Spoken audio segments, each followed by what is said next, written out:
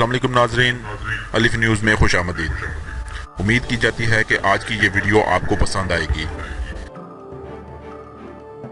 नैब की जानिब से साबिक वज़ीर आज़म नवाज शरीफ, इनकी साहबजादी मरियम और दामाद कैप्टन रिटायर्ड सफदर के नाम ECL में डालने के लिए वज़ारत दाखिला को मरासले भिजवा दिए गए हैं।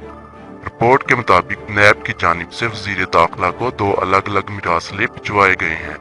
एक मरासले में साबिक वज़ीर आज़म नवाज शरीफ का नाम ECL में डालने के लिए सिफारिश की गई है, जबकि दूसरे में इनकी बेटी मरियम नवाज और दामाद कैप्टन रिटायर्ड सफदर के नाम एग्जिट कंट्रोल लिस्ट में शामिल करने के लिए कहा गया है।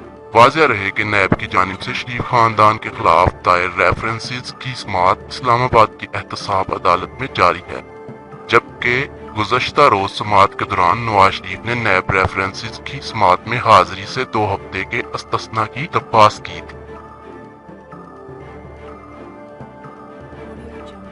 अगर आपको ये वीडियो पसंद आए तो हमारा चैनल सब्सक्राइब करें, वीडियो शेयर करें, लाइक करें और कमेंट करें।